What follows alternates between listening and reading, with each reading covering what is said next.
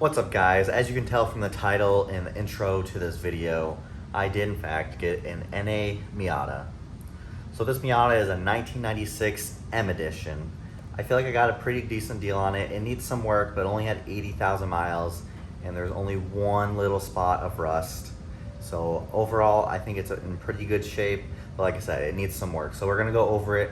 I'm gonna go over all the good things first, and then I'll go over all the bad things. And I think the list of good to bad is pretty even, and I think overall it's gonna be a good car if I put in the work. So walking around the body, the paint is in pretty good shape. I drove it 3 hours to get here, so there are a lot of bugs on it, but overall the paint's in good shape for almost a 30-year-old car. There's no giant chips or anything. There is one on the other side I will show you. But overall, the body is in good shape.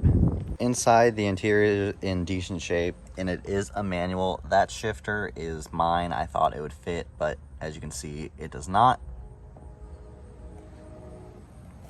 And the previous owner replaced the top. So it has a brand new soft top, which is a really good deal. It's also only at 84,000 miles, so that's also really good. Now we're gonna go over the bad of the car. Like I said, I feel like it's pretty even, but I think the good outweigh the bad, it being low miles and only having one little spot of rust. But first, we'll start with the rust. It's just right here. There's a small hole, and the metal is still pretty strong, so I think I can just cut a little bigger of a hole and patch it up, and it'll be good to go. And then the paint spot I was talking about, it's over here. I'll show you guys.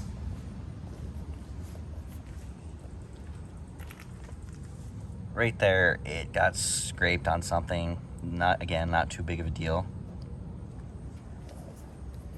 And then the only other thing is right here on the back. It looks like someone tried to do some dentless repair and pushed it too far up. So body-wise, that's the only bad things. I guess the spoiler is also bad. I hate it. Some people might like it, but it is riveted in here, so those will make holes. But onto the interior, because that's where the most problems are in the car. This is an M Edition car, so it is supposed to have this the tan interior. It's supposed to have tan leather seats too. I don't know what happened to those.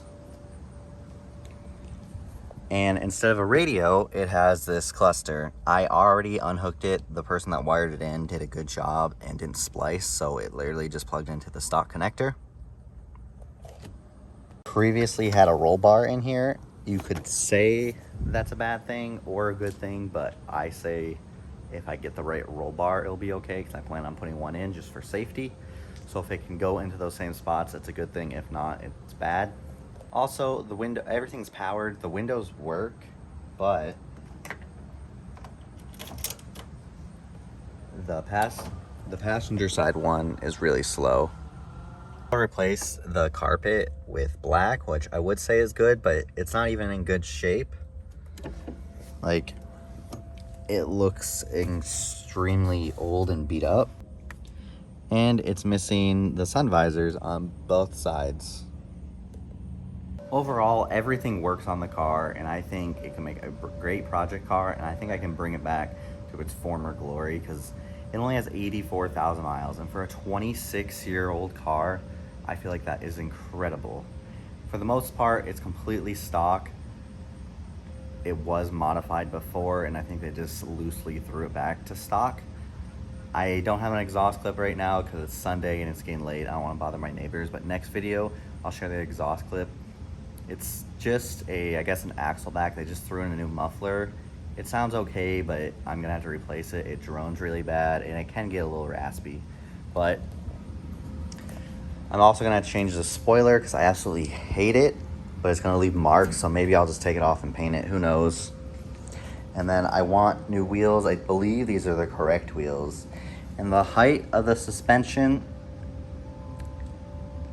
I could dial it in a little better. It's supposedly on Belstein coilovers, so it should be adjustable.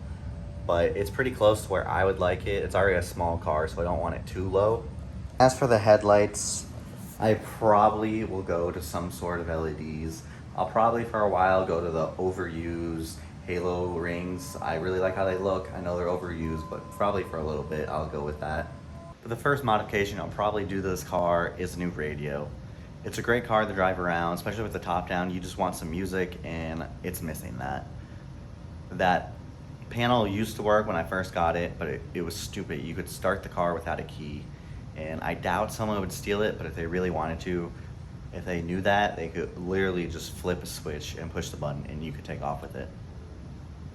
So I unplugged it, got a key made, and it works as it should. But that's it for today's video. It was just a quick overview of my new, to me, 96 Miata. I really feel like this can be a great car, and I hope you guys are along for the series, and I hope you enjoy it. I do miss the Focus RS, and I know my few subscribers are going to too, because that's probably why you subscribed. But that was all I could really do to the car without going too crazy. Maybe again in the future I'll get a new one, who knows. But for now, we're gonna have some Miata content.